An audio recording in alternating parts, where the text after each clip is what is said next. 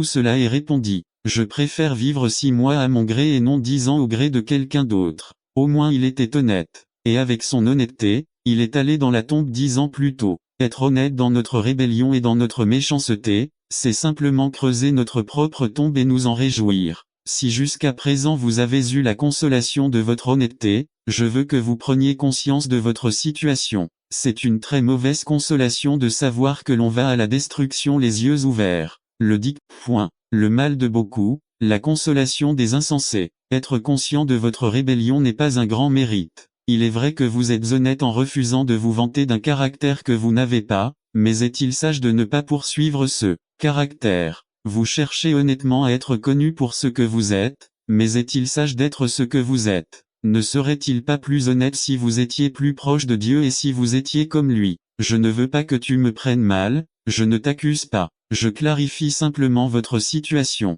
L'Écriture rend votre situation très claire, et comme il est réservé aux hommes de mourir une seule fois, et après cela vient le jugement. Hébreux 9, 27. Votre situation est que vous devez rendre des comptes au Tout-Puissant. Ce jour-là, votre honnêteté ne vous sera d'aucune utilité avant son jugement. Cela ne vous servira à rien, ce jour-là, été chrétien. Cela ne vous aidera pas de dire que vous n'êtes pas un hypocrite. Danger de la moralité sans spiritualité. Deuxièmement, Jésus nous dit que la moralité, séparée de la vie spirituelle, est pire qu'une rébellion ouverte. Ce fut le cas du deuxième fils. Le père se rendit chez le deuxième fils et lui fit la même demande. La réaction du deuxième fils fut différente. Je peux imaginer. Je ne pense pas lui avoir répondu à contre-cœur, non. Je pense qu'elle a spontanément et volontiers dit oui à son père. J'imagine qu'il a même dû prendre ses affaires et faire tous les gestes et s'apprêter à aller travailler à la vigne. Mais ce n'était pas le cas. Le problème avec le deuxième fils était qu'il prêchait une chose et en faisait une autre.